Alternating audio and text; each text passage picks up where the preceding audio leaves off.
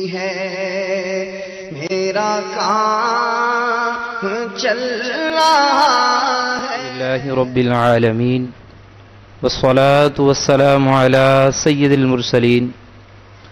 फरमाने मुस्तफ़ा सल्लल्लाहु तआला अलैहि वालिहि वसल्लम, नियतुल मुमिनी खैरुम मिन अमली, यानी मुसलमान की नीयत उसके अमल से बेहतर है। मीठे मीठे इस्लामी भाइयों, अच्छी नीयत ना हो तो अमल का सवाब नहीं मिलता। इसलिए मैं नियत करता हूँ कि हुसूल सवाब के लिए अल्लाह व रसूल अज़्ज़ व जल सल्लल्लाहु तआला अलैहि वालिहि वसल्लम की इताअत करते हुए तिलावत करूँगा।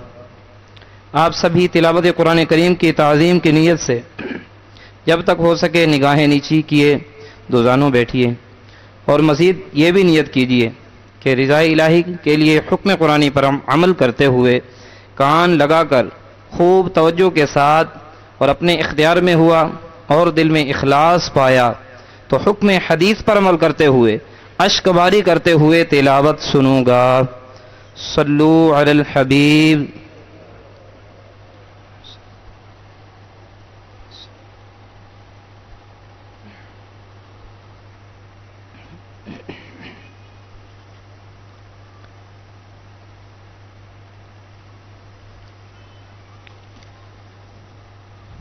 अऊज़ु बिल्लाहि मिनश शैतानिर रजीम।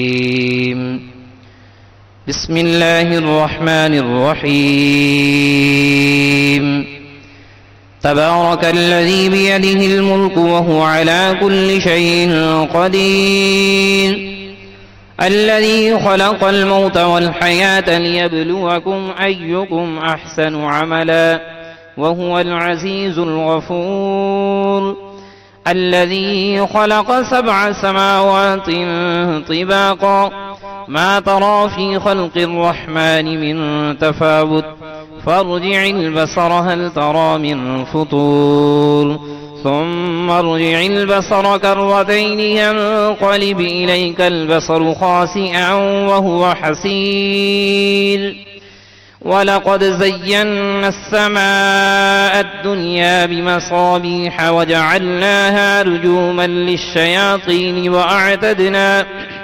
وأعتدنا لهم عذاب السعير.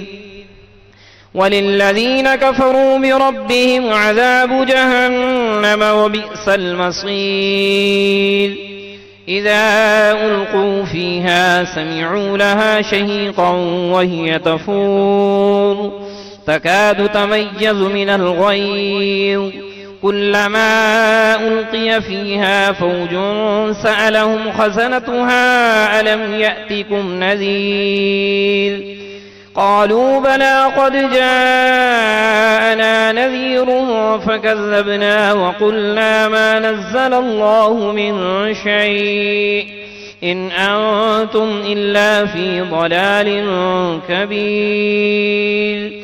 وقالوا لو كنا نسمع أو نعقل ما كنا في أصحاب السعير.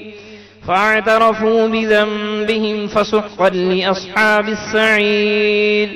إن الذين يخشون ربهم بالغيب لهم مغفرة وأجر كبير. وأسروا قولكم أو اجهروا به إنه عليم بذات الصدور. ألا يعلم من خلق وهو اللطيف الخبير. هو الذي جعل لكم الأرض ذلولا فامشوا في مناكبها وكلوا من رزقه وإليه النشور. أأمنتم من في السماء أن يخسف بكم الأرض فإذا هي تمور أم أمنتم من في السماء أن يرسل عليكم حاصبا فستعلمون كيف نذير. ولقد كذب الذين من قبلهم فكيف كان نكير. أولم يروا إلى الطير فوقهم صافات ويقبض ما يمسكهن إلا الرحمن إنه بكل شيء بصير أمن هذا الذي هو جند لكم ينصركم من دون الرحمن إن الكافرون إلا في غرور أمن هذا الذي يرزقكم إن أمسك رزقه بل لجوا في عتو ونفور أفمن يمشي مكبا على وجهه أهدى أمن يمشي سويا على صراط مستقيم قل هو الذي أنشأكم وجعل لكم السمع والأبصار والأفئدة قليلا ما تشكرون قل هو الذي ذرأكم في الأرض وإليه تحشرون ويقولون متى هذا الوعد إن كنتم صادقين قل إنما العلم عند الله وإنما أنا نذير مبين فلما رأوه زلفة سيئت وجوه الذين كفروا وقيل هذا الذي كنتم به تدعون قل أرأيتم إن أهلكني الله ومن معي أو رحمنا فمن يجير الكافرين من عذاب أليم قل هو الرحمن آمنا به وعليه توكلنا فستعلمون من هو في ضلال مبين قل أرأيتم إن أصبح ماؤكم غورا فمن يأتيكم بماء معين صدق الله العظيم.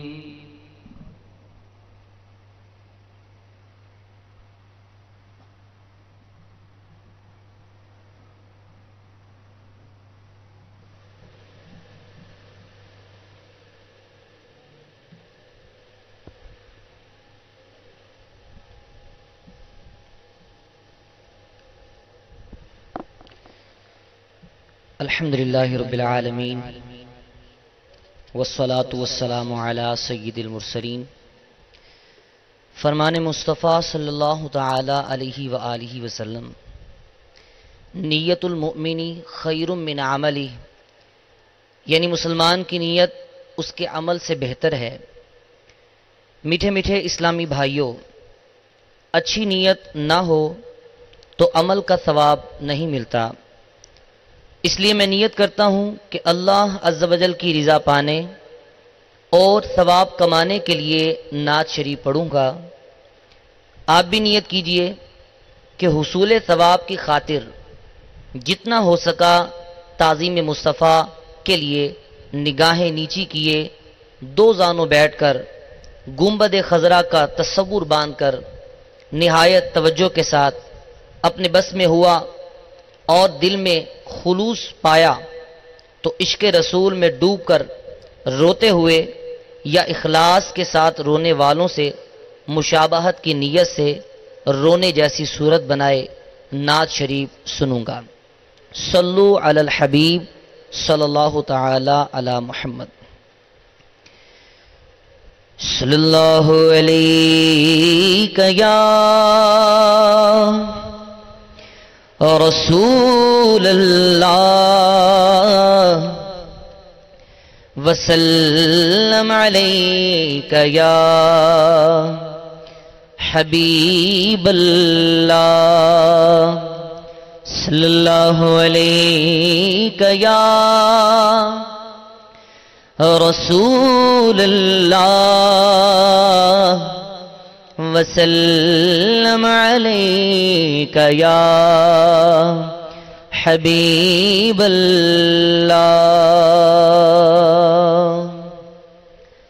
شیخ طریقت امیر اہل سنت بانی دعوت اسلامی دامت برکاتہم العالیہ کا بڑا پیارا خوبصورت کلام ہے. آئیے مل کر پڑھنے کی کوشش کرتے ہیں. مرحبا مرحبا مرحبا مرحبا مرحبا مرحبا مرحبا مرحبا مرحبا مرحبا مرحبا مرحبا ہے صف آرا سب ہو رو ملک ہے صف آرا سب ہو رو ملک اور غلماں خلد سجاتے ہیں ایک دھوم ہے عرش اعظم پر ایک دھوم ہے عرش اعظم پر مہمان خدا کے آتے ہیں مرحبا مرحبا مرحبا مرحبا مرحبا مرحبا ہے آج فلک روشن روشن اور تارے بھی جگمگ جگمگ ہے آج فلک روشن روشن ہے تارے بھی جگمگ جگمگ محبوب خدا کے آتے گئے محبوب خدا کے آتے ہیں مرحبا مرحبا مرحبا مرحبا مرحبا مرحبا مرحبا مرحبا مرحبا مرحبا مرحبا مرحبا اور گئے خلد کا جوڑا زیب بدر رحمت کا سجا سہرا سر پر ہے خلد کا جوڑا زیب بدر رحمت کا سجا سہرا سر پر کیا خوب سہانا ہے منظر کیا خوب سہانا ہے منظر معراج کو دولا جاتے گئے مرحبا مرحبا مرحبا مرحبا مرحبا مرحبا یہ تو جلال اللہ اللہ یہ اوج و کمال اللہ اللہ یہ عز و جلال اللہ اللہ یہ اوج و کمال اللہ اللہ یہ حسن و جمال اللہ اللہ یہ حسن و جمال اللہ اللہ اللہ اللہ اللہ اللہ یہ حسن و جمال اللہ اللہ معراج کو دولا جاتے ہیں مرحبا مرحبا مرحبا مرحبا مرحبا مرحبا معراج کی شب تو یاد رکھا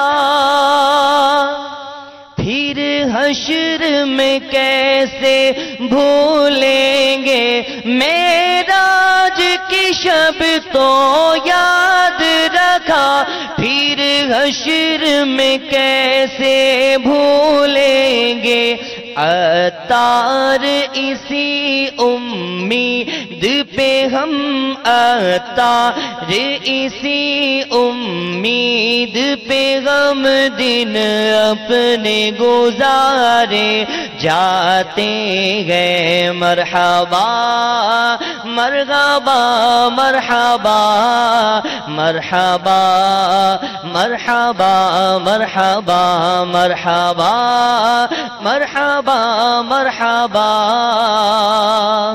مرحبا مرحبا مرحبا.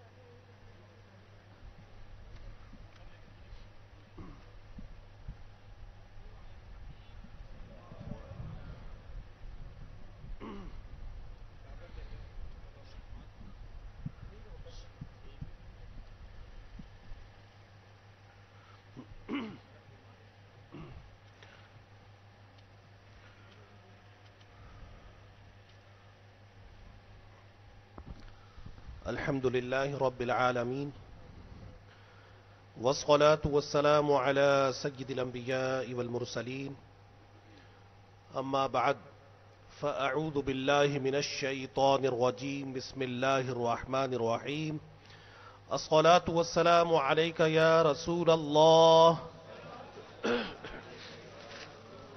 وعلى آلك وأصحابك يا حبيب الله الصلاة والسلام عليك يا نبي الله وعلى آلك وأصحابك يا نور الله.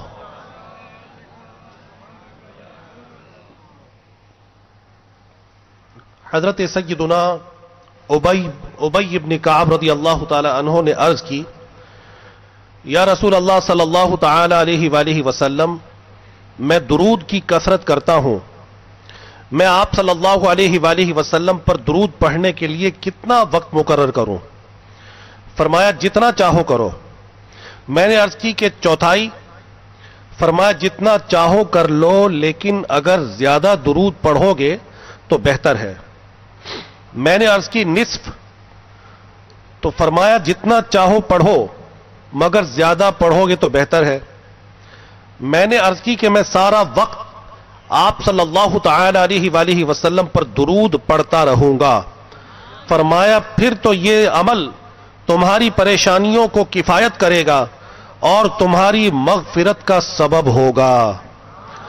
صلو علی الحبیب صلی اللہ تعالی علی محمد وعلی آلہ وصحبہ وبارک وسلم.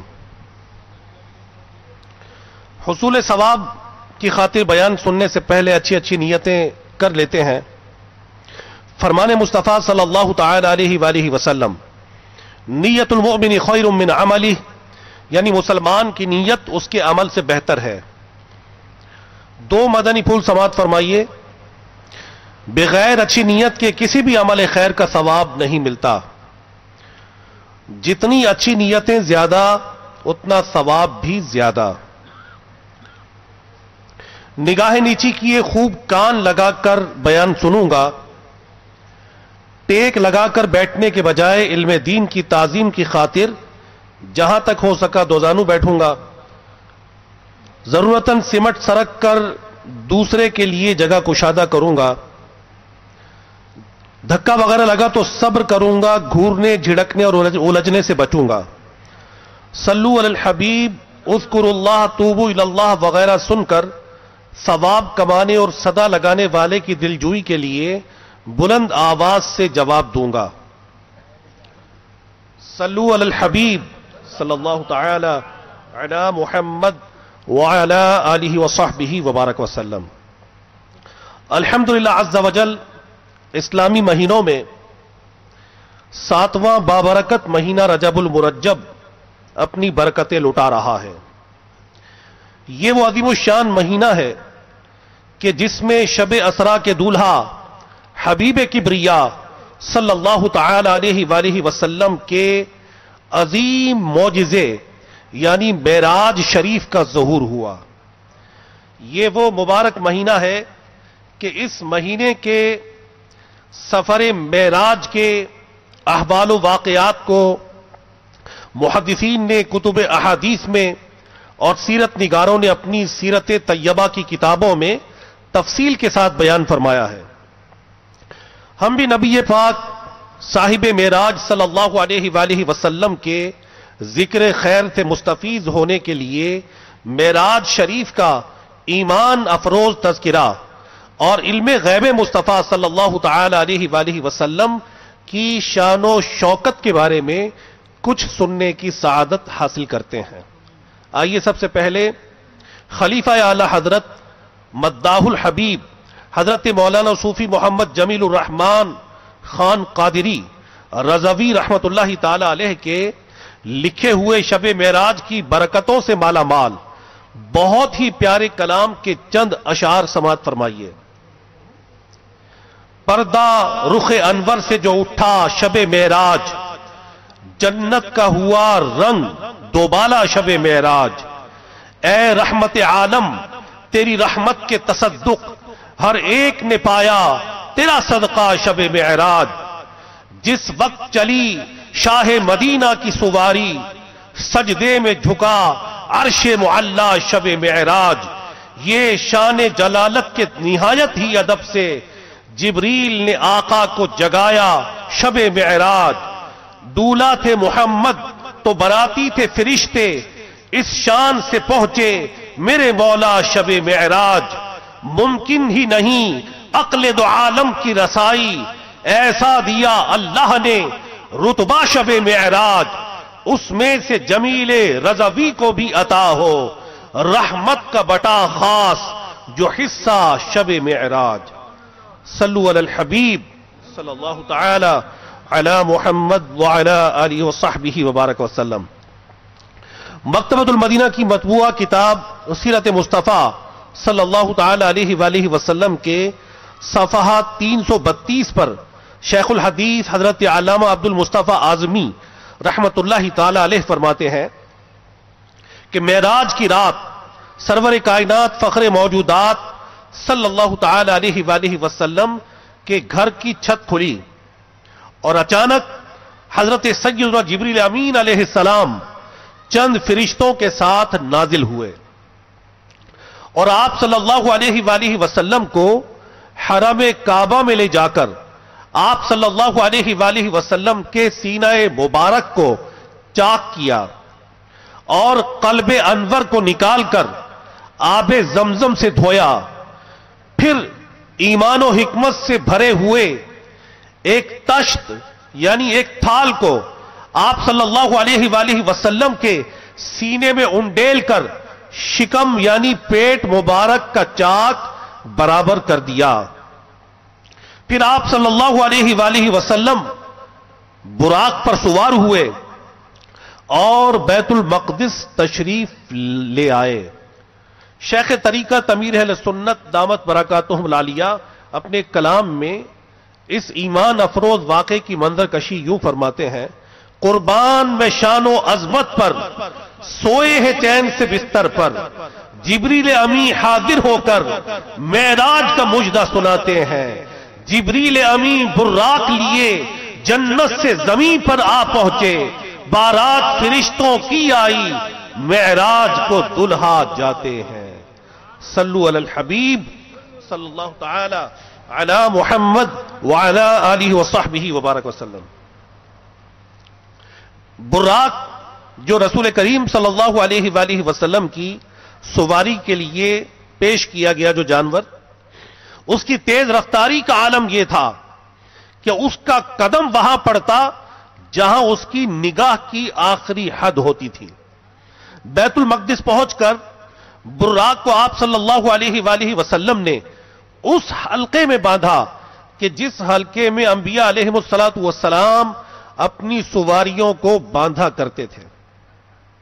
پھر آپ صلی اللہ علیہ وآلہ وسلم نے تمام انبیاء و رسل علیہم الصلاۃ والسلام کہ جو وہاں پر حاضر تھے، آپ صلی اللہ علیہ وآلہ وسلم کے استقبال کے لیے موجود تھے، آپ صلی اللہ علیہ وآلہ وسلم نے ان تمام انبیاء علیہم الصلاۃ والسلام کو 2 رکعت نفل جماعت ان کو پڑھائی. تمام انبیاء علیہ الصلوۃ والسلام پیارے مکی مدنی مصطفیٰ صلی اللہ علیہ وآلہ وسلم کے پیچھے نماز ادا فرماتے ہیں. جب بیت المقدس سے رسول کریم صلی اللہ علیہ وآلہ وسلم نکلے تو حضرت جبریل امین علیہ السلام نے شراب اور دودھ کے 2 پیالے آپ صلی اللہ علیہ وآلہ وسلم کے سامنے پیش کیے. یعنی 2 پیالے پیش کیے، ایک میں شراب تھی اور ایک میں دودھ تھا. رسول اللہ صلی اللہ علیہ وآلہ وسلم نے دودھ کا پیالہ اٹھا لیا. یہ دیکھ کر حضرت جبریل امین علیہ السلام نے عرض کیا کہ آپ صلی اللہ علیہ وآلہ وسلم نے فطرت کو پسند فرمایا ہے. اگر آپ شراب کا پیالہ اٹھا لیتے تو آپ صلی اللہ علیہ وآلہ وسلم کی امت گمراہ ہو جاتی. پھر جبریل امین علیہ السلام آپ صلی اللہ علیہ وآلہ وسلم کو ساتھ لے کر آسمان پر چڑھے. پہلے آسمان پر حضرت سیدنا آدم علیہ نبینا وعلیہ الصلوۃ والسلام سے ملاقات ہوتی ہے. پھر دوسرے آسمان کی طرف جب تشریف لے گئے تو دوسرے آسمان پر حضرت سیدنا یحییٰ اور سیدنا عیسیٰ علیہ الصلوۃ والسلام سے ملاقات ہوتی ہے اور کچھ گفتگو بھی ہوئی. پھر تیسرے آسمان پر حضرت سیدنا یوسف علیہ الصلوۃ والسلام سے ملاقات ہوتی ہے. چوتھے آسمان پر حضرت ادریس علیہ الصلوۃ والسلام اور 5ویں آسمان پر حضرت سیدنا ہارون علیہ الصلوۃ والسلام.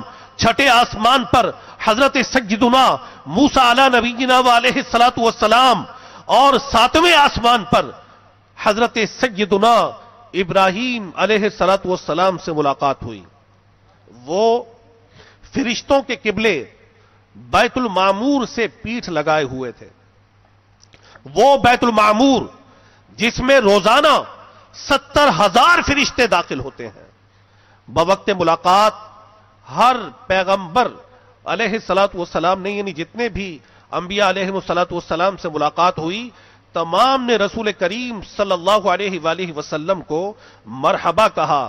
مرحبا اے پیغمبر صالح کہہ کر آپ کا استقبال کیا. اس کے بعد آپ صلی اللہ علیہ وآلہ وسلم کو جنت کی سیر کرائی گئی. اس کے بعد رسول کریم صلی اللہ علیہ وآلہ وسلم سدرۃ المنتہا پر پہنچے. اس درخت پر جب انوار الہی کی بارش ہوئی تو ایک دم اس کی صورت بدل گئی اور اس میں رنگ برنگ کے انوار کی ایسی تجلی نظر آئی کہ جس کی کیفیات کو بیان نہیں کیا جا سکتا. یہاں تک کہ جبریل امین علیہ السلام نے عرض کی کہ میں اس سے آگے نہیں بڑھ سکتا. پھر اللہ رب العزت نے آپ صلی اللہ علیہ وآلہ وسلم کو عرش مبارک بلکہ عرش کے اوپر جہاں تک اللہ رب العزت نے چاہا آپ کو بلا کر فیض یاب فرمایا. قرآن کریم فرقان حمید میں اس کو ان الفاظ سے بیان کیا گیا. چنانچہ پارہ نمبر 27 سورہ نجم کی آیت نمبر 8 اور 9 میں ارشاد ہوتا ہے، اعوذ باللہ من الشیطان الرجیم بسم اللہ الرحمن الرحیم ثم دنا فتدلى فكان قاب قوسین او ادنى. ترجمہ کنز الایمان، پھر وہ جلوہ نزدیک ہوا، پھر خوب اتر آیا تو اس جلوے اور اس محبوب میں 2 ہاتھ کا فاصلہ رہا بلکہ اس سے بھی کم. پھر وہاں کیا ہوا یہ ہماری عقل کی پہنچ سے باہر ہے. پھر آپ صلی اللہ علیہ وآلہ وسلم اللہ رب العزت کے دیدار سے فیض یاب ہونے کے بعد اس کی نشانیوں کا مشاہدہ فرمانے کے بعد آسمان سے زمین پر تشریف لائے اور بیت المقدس میں داخل ہوئے اور براق پر سوار ہو کر مکہ المکرمہ کے لیے روانہ ہو گئے. راستے میں آپ صلی اللہ علیہ وآلہ وسلم نے بیت المقدس سے مکہ المکرمہ تک کی تمام منزلوں اور اس راہ میں یعنی بیت المقدس سے لے کر مکہ المکرمہ کے راستے تک جن جن قافلوں کو ملاحظہ فرمایا، خاص طور پر کفار قریش کے قافلے جو ان دنوں وہاں کا سفر کرتے تھے، آپ صلی اللہ علیہ وآلہ وسلم نے ان تمام قافلوں کو ملاحظہ فرما لیا، اور یہ تمام مراحل طے کرنے کے بعد آپ صلی اللہ علیہ وآلہ وسلم مسجد حرام میں جب تشریف لائے تو ابھی رات کا کچھ حصہ باقی تھا، یہاں تک کہ آپ صلی اللہ علیہ وآلہ وسلم وہاں پر آرام فرما ہو گئے۔ صلو علی الحبیب۔ انشاءاللہ تبارک و تعالی شب معراج شریف کا تفصیلی واقعہ انشاءاللہ تبارک و تعالی آپ شب معراج کے اجتماعی ذکر و نات میں انشاءاللہ عز و جل سننے کی سعادت حاصل فرمائیں گے۔ صلو علی الحبیب۔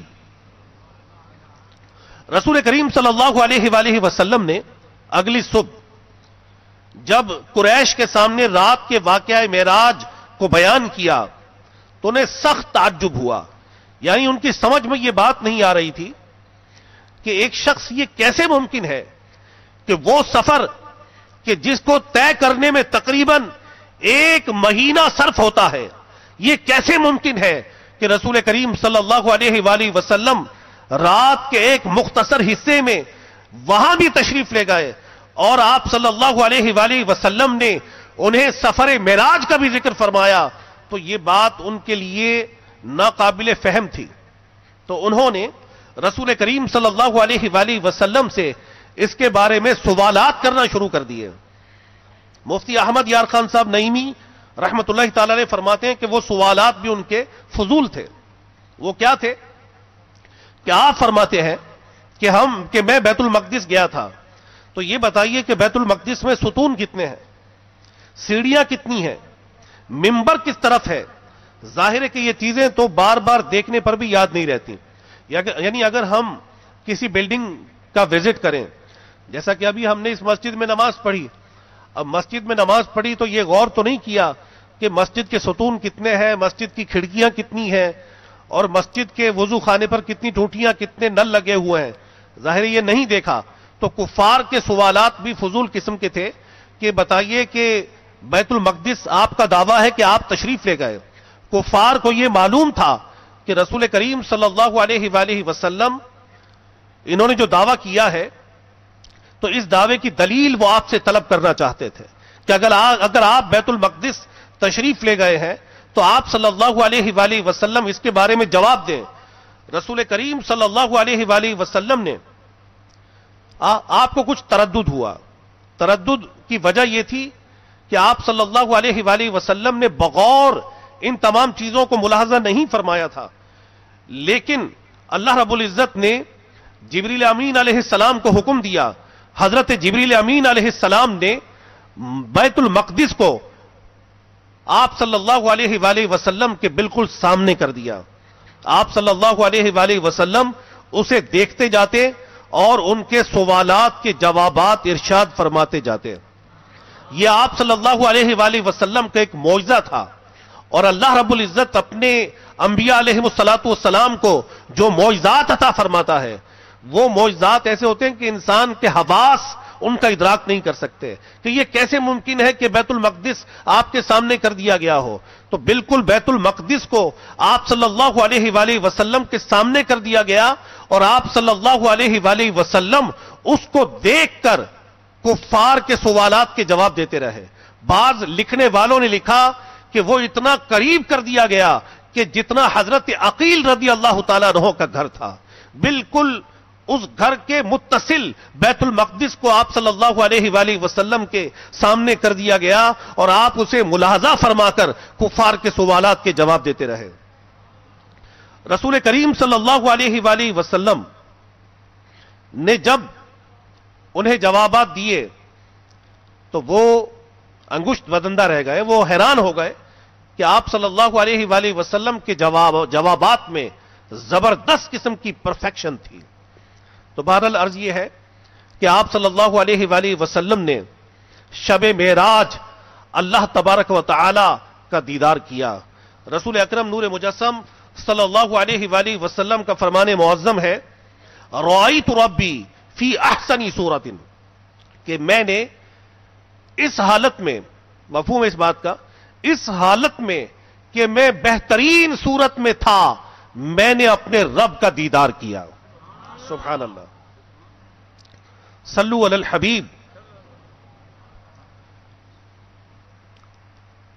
رسول کریم رؤوف الرحیم صلی اللہ علیہ وآلہ وسلم نے، اچھا ایک حدیث پاک میں آتا ہے، حضرت سیدنا معاذ بن جبل رضی اللہ تعالیٰ عنہ سے روایت ہے کہ رسول کریم صلی اللہ علیہ وآلہ وسلم نے ارشاد فرمایا، میں نے اپنے رب عز و جل کو دیکھا، اس نے اپنا دست قدرت میرے کندھوں کے درمیان رکھا، میرے سینے میں اس کی ٹھنڈک محسوس ہوئی، اور اسی وقت ہر چیز مجھ پر روشن ہو گئی اور میں نے سب کچھ پہچان لیا. اب محدثین کا اس میں اختلاف ہے کہ یہ واقعی شب معراج کے موقع پر ہوا یا کسی اور موقع پر ہوا. اس میں محدثین کی علماء کے مختلف آراء ہیں. بہرحال رسول کریم صلی اللہ علیہ وآلہ وسلم نے جاگتے ہوئے بھی رب کائنات کا دیدار کیا اور حالت خواب میں بھی رب کائنات کا دیدار کیا. آپ صلی اللہ علیہ وآلہ وسلم کو حالت بیداری میں بھی معراج کی سعادت ملی اور حالت خواب میں بھی آپ صلی اللہ علیہ وآلہ وسلم کو رب کائنات نے معراج کرائی. حضرت مفتی احمد یار خان صاحب نعیمی رحمت اللہ تعالی علیہ فرماتے ہیں، یہ حدیث حضور انور صلی اللہ علیہ وآلہ وسلم کے وسعت علم کی کھلی دلیل ہے. صلو علی الحبیب. رب عز و جل نے رسول کریم صلی اللہ علیہ وآلہ وسلم کو ساتوں آسمانوں بلکہ اوپر کی تمام چیزوں اور ساتوں زمینوں اور ان کے نیچے کے ذرے ذرے اور قطرے قطرے کا علم عطا فرمایا. خیال رہے کہ اللہ تبارک و تعالی نے اپنے حبیب صلی اللہ علیہ وآلہ وسلم کو گزشتہ، موجودہ اور تا قیامت ہونے والی ہر چیز کا علم دیا، کیونکہ زمین پر لوگوں کے اعمال اور آسمان پر ان اعمال کے لیے فرشتوں کے جھگڑے تک تا قیامت جو کچھ بھی ہوگا سب کچھ بیان فرما دیا. حضور صلی اللہ علیہ وآلہ وسلم نے تمام کی تمام چیزوں کو ملاحظہ فرما لیا. حضرت عمر بن خطاب رضی اللہ تعالیٰ عنہ فرماتے ہیں، قام فینا رسول اللہ صلی اللہ علیہ وسلم مقاما، کہ ایک مرتبہ رسول کریم صلی اللہ علیہ وآلہ وسلم ہمارے درمیان کھڑے ہوئے. فاخبرنا عن بدء الخلق، آپ نے ہمیں مخلوق کی ابتدا سے بتانا شروع کیا. حتی دخل اہل الجنت منازلہم، یہاں تک بتاتے چلے گئے کہ جنتی اپنی منزلوں میں پہنچ گئے. وَدَخَلَ أَهْلُ النَّارِ مَنَازِلَهُمْ، اور جہنمی اپنی منزلوں میں پہنچ گئے. حَفِظَ ذَلِكَ مَنْ حَفِظَهُ وَنَسِيَهُ مَنْ نَسِيَهُ، جس نے اسے یاد رکھا اور جو بھول گیا وہ بھول گیا. یعنی ابتدائے مخلوق سے لے کر رسول اللہ صلی اللہ علیہ وآلہ وسلم نے حضرات صحابہ علیہم رضوان کو جنتیوں کے جنت میں پہنچنے کے بارے میں بتا دیا اور جہنمیوں کے جہنم میں پہنچنے کے بارے میں بتا دیا. آپ صلی اللہ علیہ وآلہ وسلم نے مختلف مواقع پر حضرات صحابہ علیہم رضوان کو قیامت کی مختلف نشانیوں کا ذکر کیا. مخلوق کی ابتدا کب سے بتانا شروع کیا، کنت نبیا وآدم بین الروح والجسد، کہ میں اس وقت بھی نبی تھا کہ جب آدم علیہ الصلوۃ والسلام روح و جسد کے درمیان تھے. آپ صلی اللہ علیہ وآلہ وسلم نے حضرات صحابہ علیہم رضوان کے درمیان کوئی علم کی بات تشنا نہ چھوڑی. حضرت عمر رضی اللہ تعالیٰ عنہ فرماتے ہیں، حفظ ذلك من حفظه ونسيه من نسيه، جس نے اسے یاد رکھا جو بھول گیا وہ بھول گیا. قیامت سے پہلے کے حالات کہ کس طرح گناہ عام ہو جائیں گے، کس طرح اللہ رب العزت کی نافرمانیاں عام ہوں گی، کس طرح لوگ والدین کے احکام کی مخالفت کریں گے، کس طرح لوگوں میں شراب نوشی عام ہوگی، کس طرح لوگوں میں گناہوں کا سلسلہ عام ہوگا. اور قرب قیامت میں فرمایا کہ میری امت کا ایک لشکر ہوگا، اس لشکر کا عیسائیوں سے مقابلہ ہوگا. قرب قیامت میں اللہ رب العزت میری امت کو غلبہ عطا فرما دے گا، مسلمانوں کو غلبہ عطا فرما دے گا. وہ مال غنیمت سمیٹ رہے ہوں گے کہ اعلان ہوگا کہ دجال ظاہر ہو گیا، تو فرمایا کہ میری امت کا ایک گروہ دجال کی خبر لینے کے لیے نکلے گا. انی لعارف اسماءہم واسماء آبائہم والوان خجولہم میں ان لوگوں کے ناموں کو بھی جانتا ہوں، ان کے آباء و اجداد کو بھی جانتا ہوں، اور جس رنگ کے گھوڑوں پر سوار ہو کر وہ لشکر دجال کی خبر لینے کے لیے نکلیں گے، میں ان کے گھوڑوں کے رنگوں کو بھی جانتا ہوں۔ صلو علی الحبیب۔ امام اہل سنت امام احمد رضا خان علیہ رحمت الرحمن فتاوی رضویہ شریف میں فرماتے ہیں کہ اللہ رب العزت نے روز اول سے روز آخر تک جو کچھ ہوا اور جو کچھ ہے اور جو کچھ ہونے والا ہے، ایک ایک ذرے کا تفصیلی علم اپنے حبیب مکرم صلی اللہ علیہ وآلہ وسلم کو عطا فرما دیا، اور فرمایا کہ 1000 تاریکیوں میں جو ذرہ یا ریت کا دانہ پڑا ہے، رسول کریم صلی اللہ علیہ وآلہ وسلم کو اس کا بھی علم ہے، اور فقط علم ہی نہیں بلکہ تمام دنیا بھر میں اور جو کچھ اس میں قیامت تک ہونے والا ہے سب کو ایسا دیکھ رہے ہیں جیسے اپنی اس ہتھیلی کو ملاحظہ فرما رہے ہیں۔ فرمایا ان اللہ قد رفع لی الدنیا، بے شک میرے رب نے میرے لیے دنیا کو اٹھا لیا، فانا انظر الیہا والی ما ہوا کائن فیہا الی یوم القیامہ کانما انظر الی کفی ہذہ، بے شک اللہ رب العزت نے میرے لیے دنیا کو اٹھا لیا، پس جو کچھ ہو چکا اور جو قیامت تک ہونے والا ہے میں اسے ایسے دیکھتا ہوں جیسے اپنے ہاتھ کی اس ہتھیلی کو دیکھتا ہوں۔ تو سیدی اعلی حضرت رضی اللہ تعالیٰ عنہ فرماتے ہیں کہ رسول کریم صلی اللہ علیہ وآلہ وسلم جو کچھ دنیا میں قیامت تک ہونے والا ہے سب کو ایسے ملاحظہ فرما رہے ہیں کہ جیسے اپنے ہاتھ کی ہتھیلی کو۔ آسمانوں اور زمینوں میں کوئی ذرہ ان کی نگاہ سے مخفی نہیں، بلکہ یہ جو کچھ ذکر کیا گیا ان کے علم کے سمندروں میں سے ایک چھوٹی سی نہر ہے۔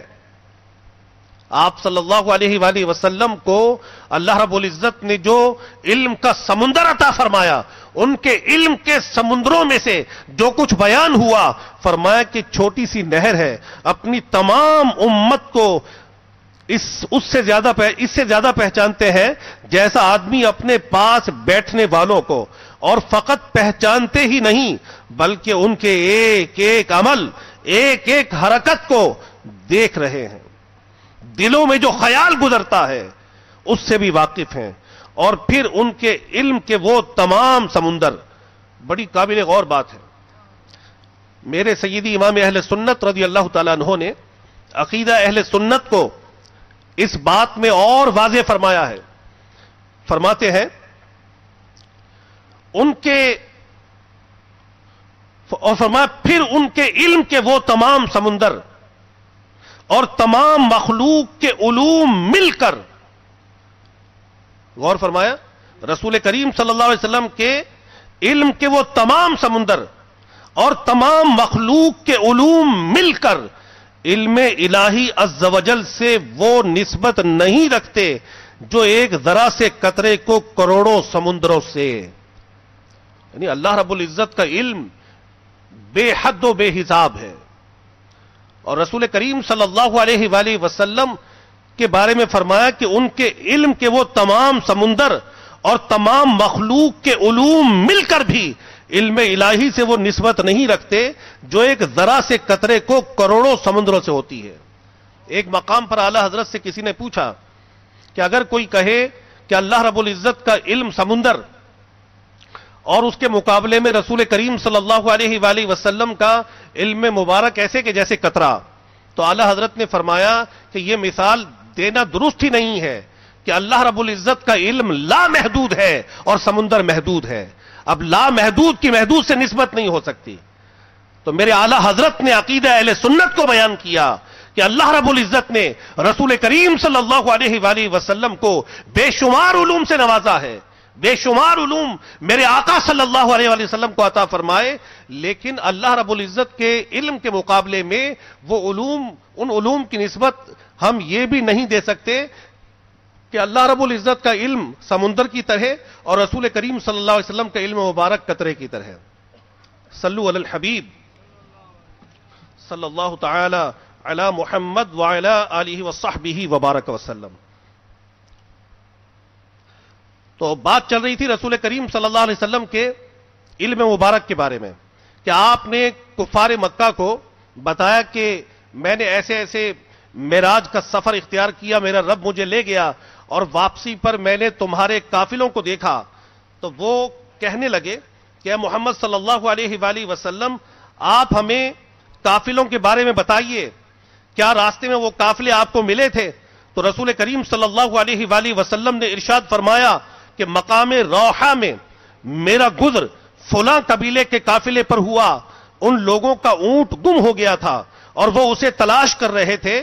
میں ان کے پڑے ہوئے سامان کی طرف آیا تو وہاں کوئی بھی موجود نہ تھا، پانی کا ایک پیالہ وہاں رکھا تھا، میں نے اسے پی لیا اور پھر اسے ڈھکن سے ڈھک دیا. پھر فرمایا کہ اب وہ قافلہ بدھ کے دن سورج غروب ہوتے ہوئے یہاں پہنچ جائے گا. یہ غیب کی خبر رسول کریم صلی اللہ علیہ وسلم نے دی. پھر تم لوگ اس قافلے سے دریافت کر لینا. جب وہ اپنا گمشدہ اونٹ تلاش کر کے واپس آئے تھے تو انہوں نے اپنے بھرے ہوئے پیالے کو پانی سے خالی پایا تھا یا نہیں، یہ ان سے پوچھ لینا.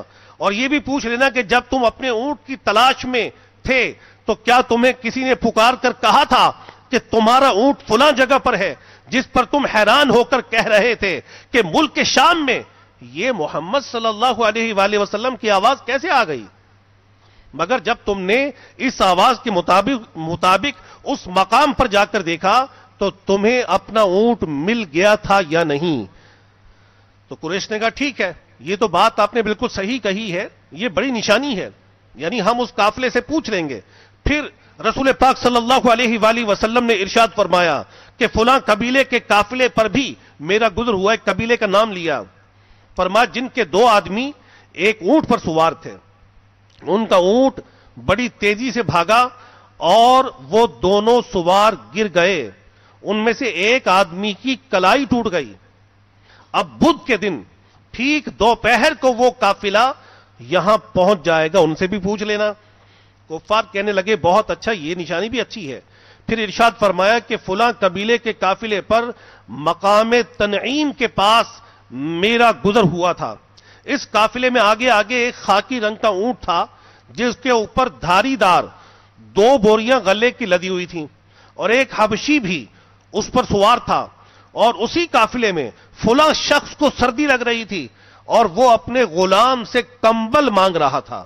آپ صلی اللہ علیہ وآلہ وسلم نے یہ نشانیاں ان لوگوں کو دیں، یعنی کفار کو آنے کے بعد دیں کہ جب میں واپس آ رہا تھا تو میں نے فلاں فلاں فلاں فلاں قبیلے کے قافلوں کو دیکھا اور ان کے ساتھ یہ معاملات ہو رہے تھے. چنانچہ طلوع آفتاب سے پہلے کچھ لوگ ایک پہاڑی پر آ بیٹھے اور قافلے کا انتظار کرنے لگے کہ رسول کریم صلی اللہ علیہ وآلہ وسلم نے بتایا تھا تو قافلہ ہو سکتا ہے کہ آ جائے. کچھ لوگ سورج کے انتظار پر مقرر کر دیے گئے تاکہ وہ اس کے نکلنے پر خصوصی نظر رکھیں. اچانک ان مقررہ کردہ آدمیوں میں سے ایک نے چیخ کر کہا کہ دیکھو سورج نکل آیا. تو دوسری طرف لوگوں نے کہا کہ دیکھو قافلہ بھی آ گیا ہے. یعنی رسول پاک صلی اللہ علیہ وآلہ وسلم نے جو خبر ارشاد فرمائی تھی الحمدللہ عز وجل من و عن ویسا ہی ہوا. اس کے بعد بدھ کی دوپہر کو کفار قریش کی ایک جماعت پہاڑی پر بیٹھ کر اس قافلے کی آمد کا انتظار کرنے لگی کہ جس کی آمد کے بارے میں رسول کریم صلی اللہ علیہ وآلہ وسلم نے بتایا تھا کہ وہ بدھ کے دن دوپہر کو پہنچے گا. چنانچہ عین دوپہر کے وقت وہ دوسرا قافلہ بھی پہنچ گیا اور جس شخص کے گرنے کی وجہ سے اس کی ہڈی کے ٹوٹنے کا ذکر کیا تھا وہ بھی ویسے کے ویسے ہی نکلی. اس کے بعد کچھ لوگ تیسرے قافلے کی طاق میں بیٹھ گئے جس کی آمد غروب آفتاب کے وقت بتائی گئی تھی. غروب آفتاب کا وقت قریب آ گیا اور اس وقت تک قافلہ نہیں پہنچا. رسول اللہ صلی اللہ علیہ وآلہ وسلم نے اللہ رب العزت کی بارگاہ میں دعا فرمائی تو دعا قبول ہوئی اور سورج کو روک دیا گیا. جب قافلہ پہنچ گیا تو سورج بھی غروب ہو گیا.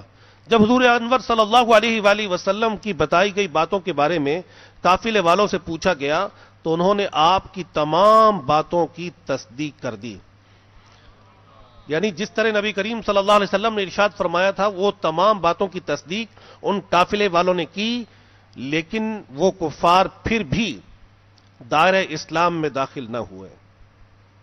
صلو علی الحبیب صلی اللہ تعالی علی محمد وعلی آلہ وصحبہ وبارک وسلم۔ میٹھے میٹھے اسلامی بھائیوں، بیان کردہ واقعہ معراج میں جہاں دیگر کئی مدنی پھول اپنی خوشبو بکھیر رہے ہیں، وہاں ایک مدنی پھول یہ بھی چننے کو ملتا ہے کہ اللہ رب العزت نے اپنے حبیب صلی اللہ علیہ وآلہ وسلم کو علم غیب کی عظیم الشان دولت سے نوازا ہے۔ چنانچہ آپ صلی اللہ علیہ وآلہ وسلم کے سفر معراج سے واپسی پر کفار مکہ نے بطور امتحان جب آپ صلی اللہ علیہ وآلہ وسلم سے بیت المقدس اور وہاں کے قافلوں کے متعلق پوچھا تو آپ صلی اللہ علیہ وآلہ وسلم نے اللہ رب العزت کی عطا سے بڑے شاندار جوابات ارشاد فرمائے، بلکہ غیب جاننے والے آقا صلی اللہ علیہ وآلہ وسلم نے ٹھیک ٹھیک کفار قریش کے قافلوں کی آمد کے وقت تک بیان فرما دیے۔ حضرت علامہ مفتی محمد امجد علی اعظمی رحمۃ اللہ تعالی علیہ بہار شریعت میں فرماتے ہیں کہ انبیاء کرام علیہ الصلوۃ والسلام غیب کی خبر دینے کے لیے ہی آتے ہیں کہ جنت و نار، حشر و نشر، عذاب و ثواب غیب نہیں تو اور کیا ہیں۔ ان کا منصب ہی یہ ہے کہ وہ باتیں ارشاد فرمائیں کہ جن تک عقل و حواس کی رسائی نہیں، اور اسی کا نام غیب ہے۔ میرے شیخ طریقت امیر اہل سنت بانی دعوت اسلامی حضرت علامہ مولانا محمد الیاس ستار قادری رضوی ضیائی دامت برکاتہم العالیہ اپنے رسالے سیاہ فام غلام کے صفحہ نمبر 17 پر ارشاد فرماتے ہیں کہ اللہ عز و جل کے محبوب دانِ غیوب صلی اللہ علیہ وآلہ وسلم اپنے پروردگار عز و جل کی عطا سے اپنے غلاموں کی عمروں سے بھی باخبر ہیں، اور ان کے ساتھ جو کچھ پیش ہونے والا ہے اسے بھی جانتے ہیں۔ قرآن پاک کی بہت سی آیات مبارکہ سے رسول کریم صلی اللہ علیہ وآلہ وسلم کے علم غیب کا ثبوت ملتا ہے۔ چنانچہ پارہ 30 سورہ تکویر کی آیت نمبر 12 میں ارشاد ربانی عز و جل ہے، وَمَا هُوَ عَلَى الْغَيْبِ بِضَنِينٍ، ترجمہ کنز الایمان، اور یہ نبی غیب بتانے میں بخیل نہیں۔ اور سورہ جن کی آیت نمبر 26 اور 27 میں اللہ تبارک و تعالی کا فرمان عالی شان ہے، عالم الغیب فلا یظہر علی غیبہ احدا الا من ارتضی من رسول، ترجمہ کنز الایمان، غیب کا جاننے والا تو اپنے غیب پر کسی کو مسلط نہیں کرتا سوائے اپنے پسندیدہ رسولوں کے۔ حضرت اسماعیل حقی رحمت اللہ تعالی علیہ فرماتے ہیں کہ مفسرین کرام فرماتے ہیں کہ اللہ تبارک و تعالی اپنے مخصوص رسولوں کو علم غیب خاص سے نوازتا ہے، اور اولیاء کرام کو جو علم غیب ملتا ہے وہ انبیاء کرام علیہم الصلوۃ والسلام کے وسیلے اور ان کے فیض سے حاصل ہوتا ہے۔ اسی طرح سورہ آل عمران کی آیت 179 میں اللہ تبارک و تعالی کے ارشاد مبارک ہے، وَمَا كَانَ اللَّهُ لِيُطْلِعَكُمْ عَلَى الْغَيْبِ وَلَكِنَّ اللَّهَ يَجْتَبِي مِن رُّسُلِهِ مَن يَشَاءُ، اور اللہ کی شان یہ نہیں کہ اے عام لوگوں تمہیں غیب کا علم دے دے، ہاں اللہ چن لیتا ہے اپنے رسولوں سے جسے چاہے۔ حضرت سید محمد نعیم الدین مراد آبادی رحمت اللہ تعالی علیہ اس آیت کے تحت فرماتے ہیں کہ اللہ تبارک و تعالی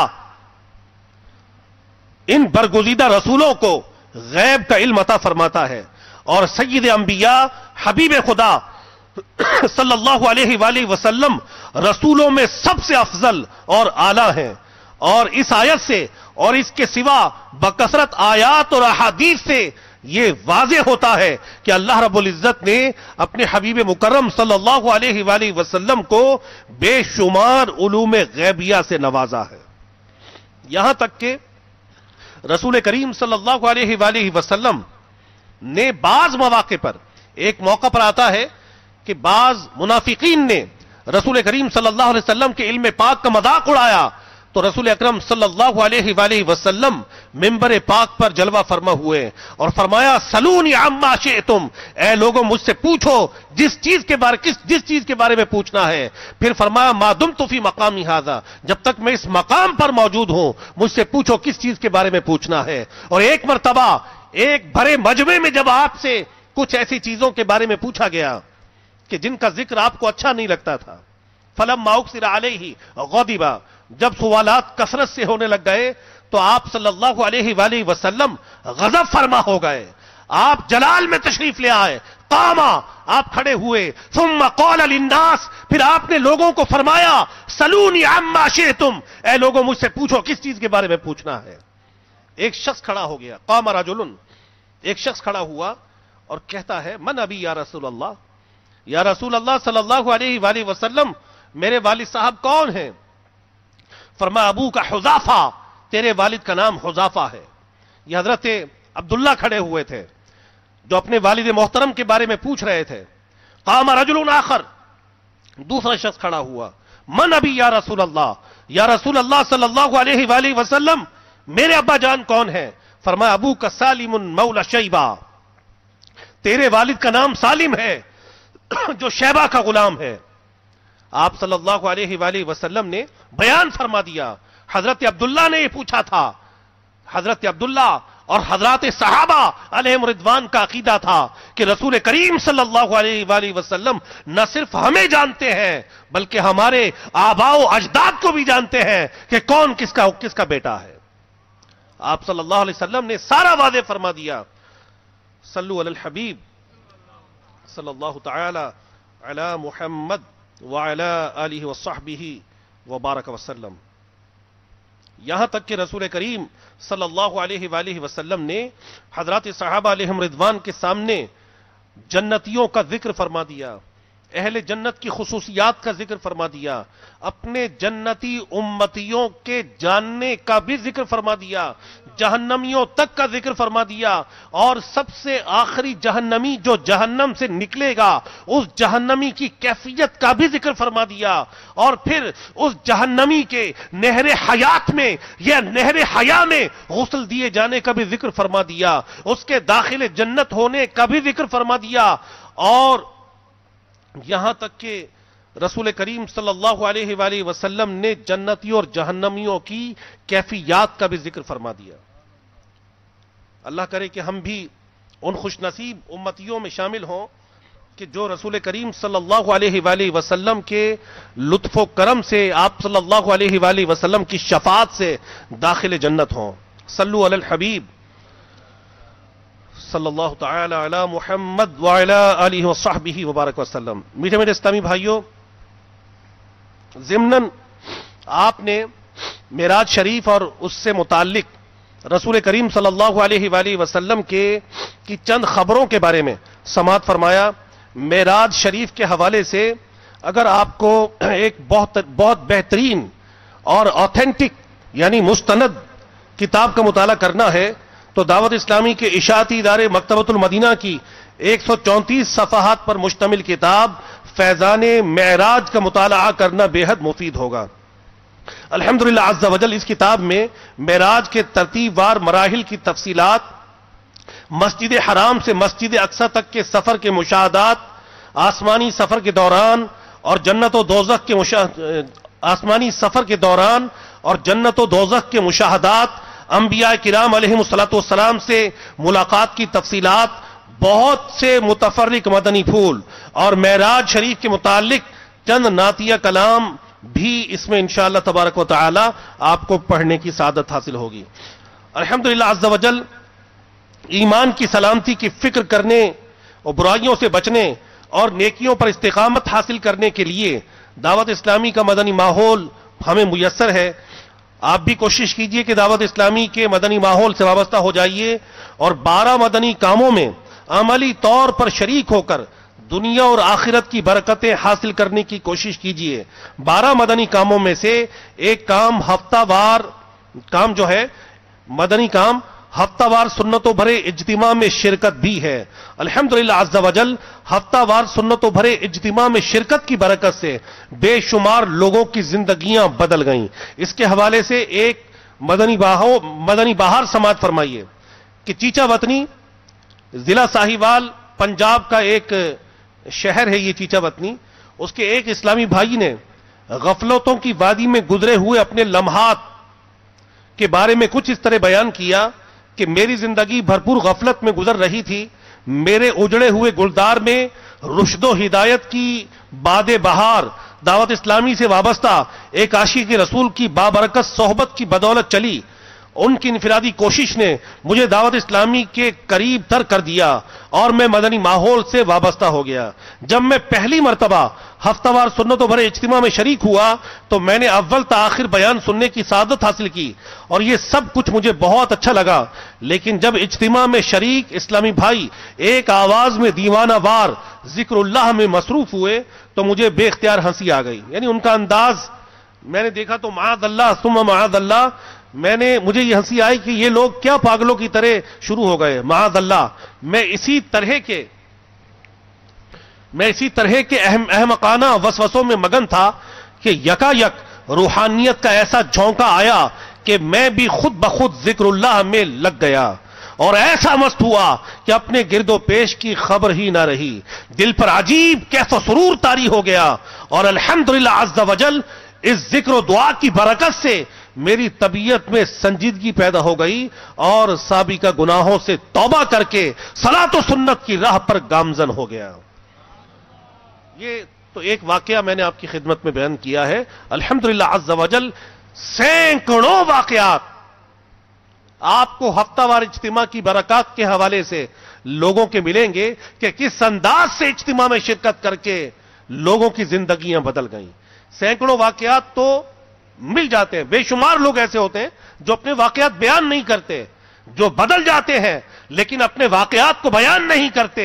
تو یہ دعوت اسلامی کا مدنی ماحول ایسا پیارا مدنی ماحول ہے کہ جو بھی اس سے وابستگی اختیار کرتا ہے الحمدللہ عز وجل آٹومیٹیکلی وہ رسول کریم صلی اللہ علیہ وآلہ وسلم کی سنتوں کا عامل بن جاتا ہے، سنتوں کے مطابق اپنے کردار کو سنوار لیتا ہے اور نہ صرف اپنے کردار کو سنوارتا ہے بلکہ اپنے معاشرے کی اصلاح کی کوشش میں بھی مگن ہو جاتا ہے۔ اللہ رب العزت ہمیں سنتوں پر عمل کرنے کی توفیق، ہمت اور جذبہ عطا فرمائے۔ دعوت اسلامی کے مدنی ماحول میں الحمدللہ عز وجل سینکڑوں سنتیں بیان کی جاتی ہیں۔ میں بھی آپ کے سامنے رسالہ 101 مدنی پھول سے ناخن کاٹنے کے چند مدنی پھول بیان کرتا ہوں۔ صلو علی الحبیب۔ جمعہ کے دن ناخن کاٹنا مستحب ہے، ہاں اگر زیادہ بڑھ گئے ہوں تو جمعہ کا انتظار نہ کیجیے۔ صدر الشریعہ بدر الطریقہ مولانا امجد علی اعظمی رحمت اللہ تعالی علیہ فرماتے ہیں، منقول ہے جو جمعہ کے دن ناخن ترشوائے یعنی کاٹے، اللہ عز وجل اس کو دوسرے جمعہ تک بلاؤں سے محفوظ رکھے گا اور 3 دن زائد یعنی 10 دن تک اس کو بلاؤں سے محفوظ رکھے گا۔ ایک روایت میں یہ بھی ہے کہ جو جمعہ کے دن ناخن ترشوائے یعنی کاٹے تو رحمت آئے گی اور گناہ جائیں گے۔ ہاتھوں کے ناخن کاٹنے کے منقول طریقے کا خلاصہ میں آپ کی خدمت میں پیش کرتا ہوں، بہت آسان ہے۔ وہ یہ ہے کہ اپنے ہاتھوں کو ایسے کر لیجئے، سب سے پہلے شہادت کی انگلی کا ناخن، اس کے بعد اس کے برابر والی انگلی، اس کے بعد اس کے برابر والی انگلی، اس کے بعد سب سے چھوٹی انگلی، اس کے بعد الٹے ہاتھ کی سب سے چھوٹی انگلی، اس کے بعد ترتیب وار اس کے برابر والی انگلی، اس کے بعد سب سے بڑی انگلی الٹے ہاتھ کی، اس کے بعد اس کے برابر والی انگلی، پھر الٹے ہاتھ کے انگوٹھے کا ناخن اور اس کے بعد آخر میں سیدھے ہاتھ کے انگوٹھے کا ناخن کاٹنا ہے۔ اسی طرح پاؤں کے جو ناخن کاٹنے ہیں ان کی کوئی ترتیب منقول نہیں ہے، بہتر یہ کہ سیدھے پاؤں کی سب سے چھوٹی انگلی سے شروع کریں کاٹنا اور الٹے پاؤں کی سب سے چھوٹی انگلی تک ترتیب وار کاٹ لیں تو انشاءاللہ تبارک و تعالی اس کی برکتیں حاصل ہوں گی۔ صلو علی الحبیب۔ جنابت کی حالت یعنی غسل فرض ہونے کی صورت میں ناخن کاٹنا مکروہ ہے اور دانت سے ناخن کاٹنا مکروہ ہے اور اس سے برس یعنی کوڑ کے مرض کا اندیشہ ہے۔ ناخن کاٹنے کے بعد ان کو دفن کر دیجئے، اگر ان کو پھینک دیں تو بھی حرج نہیں۔ طرح طرح کی ہزاروں سنتیں سیکھنے کے لیے مکتبۃ المدینہ کی مطبوعہ 2 کتب بہار شریعت حصہ 16 304 صفحات نیز 120 صفحات پر مشتمل کتاب سنتیں اور آداب ہدیتاً طلب کیجئے اور بغور اس کا مطالعہ فرمائیے۔ سنتوں کی تربیت کا ایک بہترین ذریعہ دعوت اسلامی کے مدنی قافلوں میں عاشقان رسول کے ساتھ سنتوں بھرا سفر بھی ہے۔ آپ بھی نیت کر لیجئے انشاءاللہ تبارک و تعالی ہر مہینے کم از کم ایک مرتبہ 3 دن کے مدنی قافلوں میں عاشقان رسول کے ساتھ سنتوں کی تربیت کے لیے مدنی سفر کریں گے انشاءاللہ عز و جل۔ دعوت اسلامی کے ہفتہ وار اجتماع میں پڑھے جانے والے 6 درود پاک اور 2 دعائیں، آئیے ہم بھی مل کر پڑھ لیتے ہیں۔ اللہم صلی وسلم وبارک علی سیدنا محمد النبی الامی الحبیب العالی القدر العظیم الجاہ وعلی آلہ وصحبہ وسلم۔ بزرگوں نے فرمایا کہ جو شخص ہر شب جمعہ یعنی جمعہ اور جمعرات کی درمیانی رات اس درود شریف کو پابندی سے کم از کم ایک مرتبہ پڑھے گا، موت کے وقت سرکار مدینہ صلی اللہ علیہ وآلہ وسلم کی زیارت کرے گا، اور قبر میں داخل ہوتے وقت بھی یہاں تک کہ وہ دیکھے گا کہ سرکار مدینہ صلی اللہ علیہ وآلہ وسلم اسے قبر میں اپنے رحمت بھرے ہاتھوں سے اتار رہے ہیں۔ آپ بھی پڑھ لیجئے، اللہم صلی وسلم وبارک علی سیدنا محمد النبی الامی الحبیب العالی القدر العظیم الجاہ وعلی آلہ وصحبہ وسلم۔ اللہم صلی علی سیدنا و مولانا محمد وعلی آلہ وسلم۔ حضرت سیدنا انس رضی اللہ تعالیٰ عنہ سے روایت ہے کہ تاجدار مدینہ صلی اللہ علیہ وآلہ وسلم نے فرمایا، جو شخص یہ درود پڑھے اگر کھڑا تھا تو بیٹھنے سے پہلے اور بیٹھا تھا تو کھڑے ہونے سے پہلے اس کے گناہ معاف کر دیے جائیں گے۔ اللہم صلی علی سیدنا و مولانا محمد وعلی آلہ وسلم۔ صلی اللہ علی محمد۔ جو یہ درود پاک پڑھتا ہے اس پر رحمت کے 70 دروازے کھول دیے جاتے ہیں۔ صلی اللہ علی محمد۔ اللہم صلی علی سیدنا محمد عدد ما فی علم اللہ صلاة دائمة بدوام ملک اللہ۔ حضرت احمد ساوی رحمت اللہ تعالی علیہ بعض بزرگوں سے نقل کرتے ہیں کہ اس درود شریف کو ایک بار پڑھنے سے 6 لاکھ درود پاک پڑھنے کا ثواب حاصل ہوتا ہے۔ اللہم صلی علی سیدنا محمد عدد ما فی علم اللہ صلاة دائمة بدوام ملک اللہ۔ اللہم صلی علی محمد کما تحب و ترضی لہ۔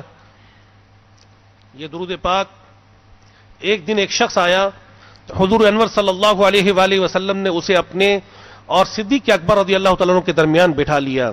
اس سے صحابہ کرام علیہم رضوان کو تعجب ہوا کہ یہ کون ذی مرتبہ ہے۔ جب وہ چلا گیا تو رسول اللہ صلی اللہ علیہ وآلہ وسلم نے فرمایا، یہ جب مجھ پر درود پڑھتا ہے تو یوں پڑھتا ہے۔ آئیے ہم بھی پڑھ لیتے ہیں۔ اللہم صلی علی محمد کما تحب و ترضی لہ۔ اللہم صلی علی محمد وانزلہ المقعد المقرب عندک یوم القیامہ۔ شافع امم صلی اللہ علیہ وآلہ وسلم کا فرمان معظم ہے، جو شخص یوں درود پاک پڑھے اس کے لیے میری شفاعت واجب ہو جاتی ہے۔ اللہم صلی علی محمد وانزلہ المقعد المقرب عندک یوم القیامہ۔ جزا اللہ عنا محمدا ما هو اہلہ۔ حضرت سیدنا ابن عباس رضی اللہ تعالی عنہما سے روایت ہے کہ رسول کریم صلی اللہ علیہ وآلہ وسلم نے ارشاد فرمایا، جس کا مفہوم ہے کہ اس کو پڑھنے والے کے لیے 70 فرشتے 1000 دن تک نیکیاں لکھتے ہیں۔ جزا اللہ عنا محمدا ما هو اہلہ۔ فرمان مصطفیٰ صلی اللہ علیہ وآلہ وسلم، جس نے اس دعا کو 3 مرتبہ پڑھا تو گویا اس نے شب قدر حاصل کر لی۔ لا الہ الا اللہ الحلیم الکریم سبحان اللہ رب السماوات السبع ورب العرش العظیم لا الہ الا اللہ الحلیم الکریم سبحان اللہ رب السماوات السبع ورب العرش العظیم لا الہ الا اللہ الحلیم الکریم سبحان اللہ رب السماوات السبع ورب العرش العظیم صلو علی الحبیب. فیضان مدنی مذاکرہ. سبحان اللہ. میٹھے میٹھے اسلامی بھائیو، آج جمعرات ہے اور آنے والے ہفتے کو یعنی 22 اپریل بعد نماز عشاء رات تقریباً 9:15 بجے ہفتہ وار مدنی مذاکرے کا آغاز تلاوت قرآن پاک اور نعت رسول پاک صلی اللہ علیہ وآلہ وسلم سے ہوگا، اور وقت مناسب پر شیخ طریقت امیر اہل سنت بانی دعوت اسلامی حضرت علامہ مولانا ابو بلال محمد الیاس اتار قادری رضوی دامت برکاتہم العالیہ سوالات کے جوابات ارشاد فرمائیں گے انشاءاللہ عز و جل. تمام عاشقان رسول اپنے ڈویژن، علاقے اور شخصیات کے گھروں میں ہونے والے اجتماعی مدنی مذاکرے میں خود بھی اول تاخیر شرکت فرمائیں اور دوسرے اسلامی بھائیوں کو بھی اس کی دعوت دے کر ترغیب دلا کر ساتھ لانے کی کوشش فرمائیں. صلو علی الحبیب. امیر اہل سنت دامت برکاتہم العالیہ کا رسالہ آقا کا مہینہ مکتبۃ المدینہ سے شائع ہوا ہے. اس رسالے میں کیا کیا ہے سماعت فرمائیے. شعبان کے 5 حروف کی بہاریں، صحابہ کرام علیہم رضوان کا جذبہ، موجودہ مسلمانوں کا جذبہ، نفل روزوں کا پسندیدہ مہینہ. آقا صلی اللہ علیہ وآلہ وسلم شعبان کے اکثر روزے رکھتے تھے. شعبان کے روزے رکھنا سنت ہے. دعوت اسلامی میں روزوں کی بہاریں، بھلائیوں والی راتیں، ڈھیروں گناہ گاروں کی مغفرت، مرنے والوں کی فہرست بنانے کا مہینہ، حضرت داؤد علیہ الصلوۃ والسلام کی دعا، مغرب کے بعد 6 نوافل، سال بھر جادو سے حفاظت، امیر اہل سنت دامت برکاتہم العالیہ کی مدنی التجائیں. اس کے علاوہ مزید معلومات حاصل کرنے کے لیے امیر اہل سنت کا رسالہ آقا کا مہینہ خود بھی مطالعہ کیجئے اور اپنے مرحومین کے ایصال ثواب اور نیکی کی دعوت عام کرنے کی نیت سے گھر گھر دکان دکان یہ رسالہ تقسیم کیجئے. بڑا رسالہ 12 روپے اور چھوٹا 8 روپے ہدیتاً دستیاب ہے. فیضان معراج. اس کتاب سے مطالعہ سے ہمیں معلوم ہوگا کہ واقعہ معراج کا بیان، شب معراج کے مشاہدات اور قرآن میں معراج کا بیان، معراج کا جسمانی ثبوت، 50 نمازوں سے 5 نمازیں ہونے کا واقعہ، گناہوں سے نجات پانے کا نسخہ اور معراج کے حوالے سے مزید معلومات. رسالہ گستاخان رسول کا عملی بائیکاٹ کیجئے. یہ رسالہ پڑھنے سے آپ جان سکیں گے کہ ابو لہب کا عبرتناک انجام، محبوب خدا کو تکلیف دینے والے پر لعنت، مذاق کرنے والوں کا انجام، فقہا کی نظر میں گستاخ کا حکم، عاشق رسول کی غیرت ایمانی. مکتبۃ المدینہ کے بستے سے 16 روپے ہدیتاً آپ یہ رسالہ لے سکتے ہیں. ایک اور رسالہ فیضان سلطان سخی سرور رحمت اللہ تعالی. یہ الحمدللہ اس وقت ہم ان کے نام سے منسوب اس شہر سخی سرور میں موجود ہیں اور اس شہر مبارک میں بھی آپ رحمت اللہ تعالی علیہ کا دربار عالی شان بھی ہے. آپ کے بارے میں یہ رسالہ بہت ہی پیارا ہے، اس کا مطالعہ ضرور کیجئے. اور ایک خاص نسبت ان کی ذات سے ہماری کیا ہے، وہ یہ ہے کہ حضرت سلطان سخی سرور رحمت اللہ تعالی علیہ یہ ہمارے حضور غوث پاک رحمت اللہ تعالی علیہ کے دست مبارک پر بیعت ہوئے. یعنی بغداد شریف حاضری دے کر آپ رحمت اللہ تعالی علیہ غوث پاک سے بیعت بھی ہوئے اور پھر حضور غوث پاک کے بعد حضرت شیخ شہاب الدین سہروردی رحمت اللہ تعالی علیہ کی صحبت بابرکت بھی آپ نے پائی، اور شیخ شہاب الدین سہروردی رحمت اللہ تعالی علیہ بھی ان خوش نصیب لوگوں میں سے ہے کہ جنہوں نے حضور غوث پاک رحمت اللہ تعالی علیہ سے فیوز و برکات حاصل کیے۔ یہ مہینہ حضرت سلطان سخی سرور رحمت اللہ تعالی علیہ کے عرس پاک کا مہینہ ہے۔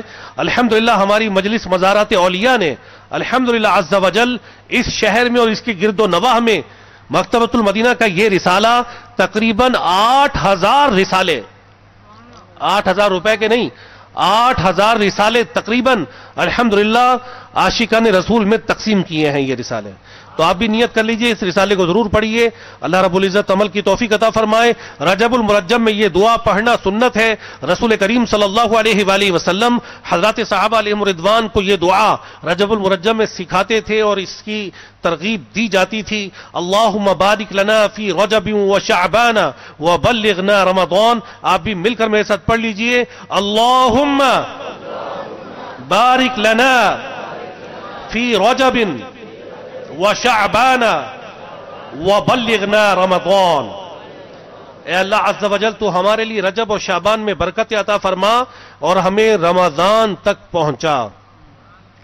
آج کا جو سنت و بھرا اجتماع ہے، اس میں سنت آداب اور فضائل، سرما لگانے کے 4 مدنی پھول، 101 مدنی پھول صفحہ نمبر 27 سے بیان ہوں گے، اور دعا ما حوالہ کفر و شرک سے پناہ کی دعا مدنی پنسورہ صفحہ نمبر 222 سے انشاءاللہ تبارک و تعالی یاد کرائی جائے گی۔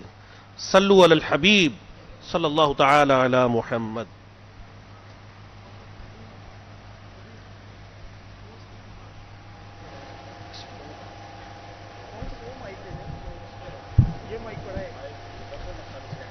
بسم اللہ الرحمن الرحیم۔ میٹھے میٹھے اسلامی بھائی، انشاءاللہ عز و جل اب ذکر ہوگا، ذکر کے بعد انشاءاللہ الرحمن دعا ہوگی۔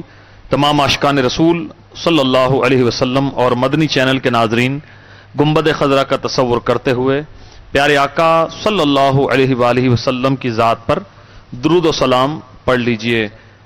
الصلاۃ والسلام علیک یا رسول اللہ، الصلاۃ والسلام علیک یا حبیب اللہ، الصلاۃ والسلام علیک یا نبی اللہ، الصلاۃ والسلام علیک یا نور اللہ، الصلاۃ والسلام علیک یا رسول اللہ، الصلاۃ والسلام علیک یا حبیب اللہ، الصلاۃ والسلام علیک یا نبی اللہ، الصلاۃ والسلام علیک یا نور اللہ، الصلاۃ والسلام علیک یا رسول اللہ،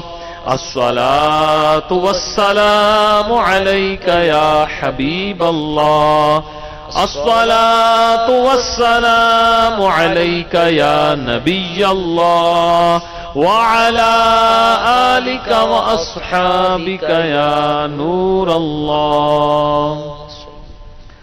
حسبي ربي جل الله ما في قلبي غير الله، نور محمد صلى الله، لا إله إلا الله، لا إله إلا الله، لا إله إلا الله، لا إله إلا الله، لا إله إلا الله، لا إله إلا الله، لا إله إلا الله، لا إله إلا الله، لا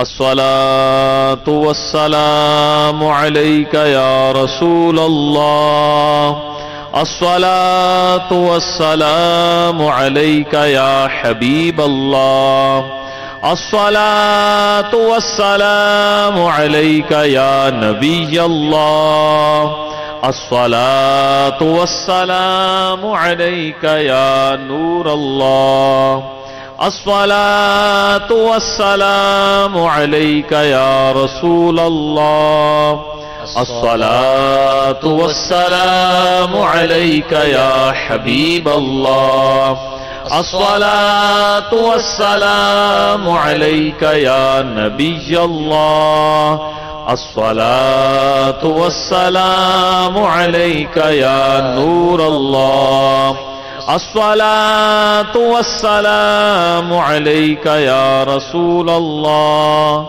الصلاة والسلام عليك يا حبيب الله الصلاة والسلام عليك يا نبي الله وعلى آلك وأصحابك يا نور الله.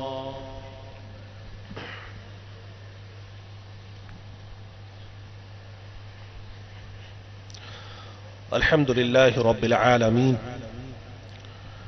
والصلاة والسلام على سيد الأنبياء والمرسلين جزا الله عنا سيدنا ومولانا محمدا صلى الله عليه وسلم ما هو أهله. يا أرحم الراحمين يا أرحم الراحمين يا أرحم الراحمين يا ربنا يا ربنا يا ربنا يا ربنا يا ربنا يا الله يا رحمن يا رحيم. اللهم إني أسألك بأني أشهد أنك أنت الله لا إله إلا أنت الأحد الصمد الذي لم يلد ولم يولد ولم يكن له كفوا أحد. اللهم إني أسألك بأن لك الحمد يا حنان يا منان يا بديع السماوات والأرض يا ذا الجلال والإكرام. یا رب کائنات ہے اے ہم بے کسوں کے سروں پر عزت کا تاج رکھنے والے مالک و مولا، ہم دور و نزدیک سے یہاں جمع ہوئے، ہم نے تیرا ذکر خیر کیا، تیرے حبیب کریم صلی اللہ تعالی علیہ وآلہ وسلم کا ذکر خیر کیا، ان کے چاہنے والوں کا ذکر خیر کیا. ہمارا دور و نزدیک سے جمع ہونا قبول فرما لے. اے اللہ مدنی چینل کے ذریعے بھی نہ جانے کتنے عاشقان رسول اس دعا میں شریک ہوں گے. ہم نے اپنے سروں کو ندامت سے جھکا لیا، اپنے ہاتھ تیری بارگاہ میں پھیلا دیے. یا اللہ عز و جل، پیش نظر ہمارے گناہ، ہماری بدعمالیاں ہیں. دن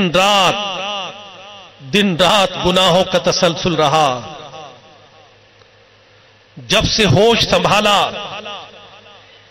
تیری نافرمانیاں کرتے رہے. صبح بھی گناہ، دوپہر بھی گناہ، شام بھی گناہ، نافرمانیاں کرتے چلے گئے، یہاں تک کہ زندگی کے قیمتی ترین ایام غفلت کی نظر ہو گئے. نافرمانیاں عام ہوتی رہی. اے اللہ، ہم اپنے گناہوں پر شرمسار، اپنے سروں کو ندامت سے جھکائے تیری بارگاہ میں حاضر ہیں. ہمارے گناہوں کی زیادتی کو نہ دیکھ مولا، تجھے تیری شان کریمی کا واسطہ ہمارے گناہوں کو معاف کر دے. ہماری خطاؤں سے درگزر فرما یا رب. ہم اپنے گناہوں پر شرمسار حاضر ہیں. اے اللہ عز و جل، ہمارے گناہوں کو بخش دے، ہماری خطائیں معاف کر دے یا رب، معاف کر دے. اے اللہ، ہم نے نہ جانے کتنوں کو موت کا شکار ہوتے دیکھا.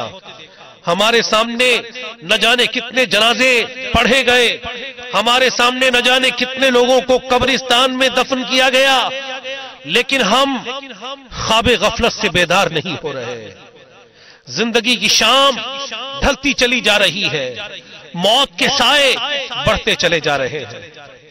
نہ جانے کتنے لوگ دعوت اسلامی کے مدنی ماحول میں آ کر نیک بن گئے، ہم نیک نہ بن سکے۔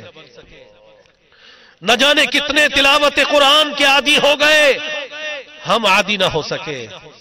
نہ جانے کتنے لوگ سدھر گئے، ہم نہ سدھر سکے۔ نہ جانے کتنے لوگوں نے گناہوں سے معافی کی خیرات مانگ لی، ہم اپنے گناہوں پر شرمسار نہ ہو سکے۔ اے مولا، تجھے تیری رحمت واسعہ کا واسطہ ہمیں مغفرت کا پروانہ عطا کر دے۔ ہمارے گناہ اگرچہ بے شمار سہی، ہو سکتا ہے کہ ہمارے گناہ بارشوں کے قطرات سے بھی زیادہ ہوں، ہو سکتا ہے کہ ہمارے گناہ ریت کے ذرات سے بھی زیادہ ہوں، ہو سکتا ہے کہ ہمارے گناہ درختوں کے پتوں سے بھی زیادہ ہوں، لیکن اے مولا تیری عزت و جلال کی قسم، ہمارے گناہ تیری رحمتوں سے زیادہ نہیں ہے۔ تجھے اپنی رحمت واسعہ کا واسطہ مغفرت کا پروانہ عطا کر دے، بے حساب بخش دے یا رب، بے حساب بخش دے۔ اے اللہ، اگر ہم گناہگاروں کو معاف کر دے گا تو یقیناً تیری رحمت میں کوئی کمی واقع نہ ہوگی، ہمارا بیڑا پار ہو جائے گا یا رب۔ کرم کر دے، نیکیوں میں ہمارا دل لگا دے یا رب، دل لگا دے۔ ہم گناہوں سے بچنا چاہتے ہیں مولا، ہم گناہوں سے بچنا چاہتے ہیں۔ ہم نے کوششیں کی گناہوں سے بچنے کے لیے، لیکن ہم کامیاب نہ ہو سکے یا رب، کامیاب نہ ہو سکے، کامیاب نہ ہو سکے۔ تلاوت قرآن کرنا چاہا، لیکن تلاوت قرآن میں کامیاب نہ ہو سکے۔ ہم نے نوافل پڑھنا چاہے، لیکن نوافل پڑھنے میں کامیاب نہ ہو سکے۔ ہم نے چاہا کہ نوافل پڑھیں، لیکن نوافل نہ پڑھ سکے۔ ہم نے چاہا کہ گناہوں سے بچ سکے، لیکن ہم گناہوں سے نہ بچ پائے۔ اے کریم، یہ تیرے کرم کے بغیر نہ ہوگا۔ اے اللہ، تجھے تیری رحمتوں کا واسطہ، تیرے کرم کا واسطہ، اے کریم بے حساب بخش دے۔ ہمارا دل نیکی کی طرف مائل کر دے، ہمارا دل نیکیوں میں لگا دے، گناہوں سے نفرت کی سچی خیرات عطا کر دے، دنیا اور آخرت کی بھلائیوں سے نواز دے۔ اے اللہ، تیرے ولی کامل کے شہر میں ہم آ گئے، غوث پاک کے مرید کامل کے شہر میں یہ غوث پاک کے ادنا مرید حاضر ہے۔ یا اللہ، کرم فرما دے، ہمیں حضور غوث پاک کے طریقہ کار کے مطابق اشاعت دین کرنے کی توفیق عطا فرما، اکوان عالم تک نیکی کا کام کرنے کی توفیق عطا فرما، نیکی کا پیغام عام کرنے کی توفیق عطا فرما۔ یا اللہ عز و جل، اے کریم، ہمارے بیماروں کو شفا عطا کر دے، ہمارے پریشان حالوں کی پریشانیوں پر رحمت کی نظر فرما، ہماری بیماریوں کو شفا میں بدل دے، ہماری پریشانیوں کو راحت و آسانی میں بدل دے۔ یا اللہ عز و جل، ہمارے باطن کو ہمارے ظاہر سے اچھا کر دے، ہمارے مریضوں کو شفا عطا کر دے۔ اے کریم، ہمارے غموں کو آسانی میں بدل دے یا رب۔ تو ہماری کیفیات سے واقف ہے، ہماری پریشانیوں کو جانتا ہے، ہمارے مصائب و آلام کو جانتا ہے، ہمارے دکھ درد غم کو جانتا ہے۔ اے اللہ، پیارے حبیب کریم صلی اللہ علیہ وآلہ وسلم کا واسطہ، ہماری پریشانیاں دکھ درد غم دور فرما دے۔ یا رب عز و جل، ہمارے جتنے بھی اعزاء و اقربا حالت ایمان پر دنیا سے گزر چکے، تمام کی بے حساب بخشش فرما۔ یا اللہ عز و جل، سلطان سخی سرور رحمت اللہ تعالی علیہ کے زہد و تقوی کا واسطہ ہمیں متقی بنا دے، ان کی شرم و حیا کا واسطہ ہمیں شرم و حیا کا پیکر بنا دے، ان کی عبادات کا واسطہ ہمیں عبادت گزار بنا دے۔ اے اللہ، ان کے تلاوت قرآن کرنے کا واسطہ ہمیں تلاوت قرآن کی سعادت عطا فرما۔ اے مالک کریم، یا الہ العالمین، ہمیں اپنے برگزیدہ بندوں میں شامل فرما، اپنے پیاروں میں شامل فرما، اپنی ولایت کی خیرات عطا فرما یا رب۔ ہمارا ہر عمل بس تیرے واسطے ہو، کر اخلاص ایسا عطا یا الہی۔ اللہ ہم پر کرم فرما، جتنے بھی عاشقان رسول دور و نزدیک سے آئے سب کا جمع ہونا قبول فرما، ہمارے جمع ہونے کو ہم سب کے لیے مغفرت اور نجات کا سبب بنا، ہمارے مریضوں کو شفا عطا کر دے، ہمارے بے روزگاروں کو رزق حلال عطا کر دے، بے اولادوں کو اولاد صالح عطا کر دے، جن کی اولاد نافرمان ہے ان کی اولاد کو تابع فرمان بنا دے۔ اے اللہ جو اولاد نرینہ کے طالب ہیں اپنے کرم سے اولاد نرینہ کی نعمت سے مالا مال فرما، اے کریم کرم کر دے، ہماری یہ دعائیں اپنی بارگاہ میں قبول فرما۔ جو دور و نزدیک سے اجتماع میں آئے اے اللہ سب کا آنا قبول فرما، جنہوں نے کوششیں کی، جنہوں نے اس کی تیاری میں حصہ لیا، جنہوں نے یہ شامیانے لگائے، جنہوں نے یہ اسکول کی جگہ دی اجتماع کرنے کے لیے، دامے درمے قدمے سخنے جس نے حصہ لیا، اے اللہ سب کا حصہ لینا اپنی بارگاہ میں قبول فرما۔ ہم سب کو دنیا اور آخرت کی بھلائیوں سے نواز دے، ہم سب کو دنیا اور آخرت کی ذلت اور رسوائی سے بچا، اپنے ان خوش نصیب بندوں میں شامل فرما جو دنیا میں بھی راحتوں میں رہے اور آخرت کی راحتیں بھی جن کا مقدر ہوں۔ تمام علماء اور مشائخ اہل سنت کا سایہ ہمارے سروں پر قائم و سلامت رکھ، ہمارے شیخ طریقت امیر اہل سنت کی عمر دراز فرما، اور دین کے جتنے بھی مبلغین دنیا کے جس کونے میں بھی تیرے دین کی اشاعت میں کوشاں ہیں اے اللہ ان کی کوشش کو قبول فرما، اور کہتے رہتے ہیں دعا کے واسطے بندے تیرے کر دے پوری آرزو اور بے کس و مجبور کی۔ ان اللہ وملائکتہ یصلون علی النبی یا ایھا الذین آمنوا صلوا علیہ وسلموا تسلیما، صلی اللہ علی النبی الأمی وآلہ صلی اللہ علیہ وسلم، صلاة وسلام علیک یا سیدی یا رسول اللہ، سبحان ربک رب العزة عما یصفون وسلام علی المرسلین والحمد للہ رب العالمین۔ تیری رحمتوں کا دریا سریعاں چل رہا ہے، تیری رحمتوں کا دریا سریعاں